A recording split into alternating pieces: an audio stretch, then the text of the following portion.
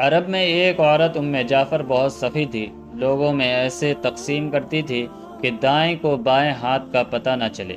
کچھ دنوں سے وہ ایک راستے سے گزرنے لگی۔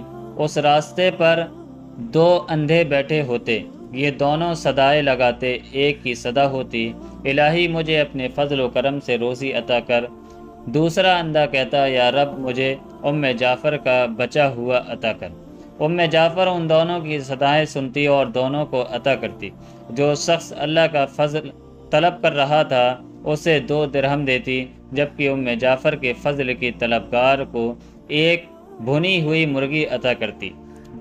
دلچسپ بات یہ ہے کہ جسے مرغی ملتی وہ اپنی مرغی دوسرے اندھے کو 2 درہم میں بیچ دیتا۔ کئی دنوں تک یہ سلسلہ چلتا رہا۔ ایک دن جعفر اس اندھے کے پاس آئی جو جعفر کا فضل طلب کرتا تھا اور اس سے سوال کیا، کیا تمہیں 100 دینار ملے ہیں؟ اندھا حیران ہو گیا۔ اس نے کہا، نہیں، مجھے صرف ایک بھنی ہوئی مرغی ملتی تھی جو میں 2 درہم میں بیچ دیتا تھا۔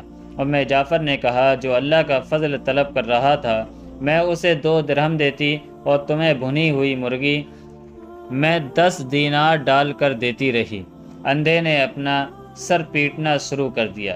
وہ چیخنے اور چلانے لگا، ہائے میری کمبختی، کاش میں ایسا نہ کرتا، میں مارا گیا۔ جعفر نے کہا، یقیناً اللہ کا فضل طلب کرنے والا کامیاب ہے اور انسانوں کے فضل کا طلبگار محروم ہے۔ جو اللہ کے فضل کے سوا دیگر راستے تلاش کرتے ہیں انہیں دنیا میں گھاٹا ملتا ہے اور آخرت میں رسوائی نصیب ہوتی ہے۔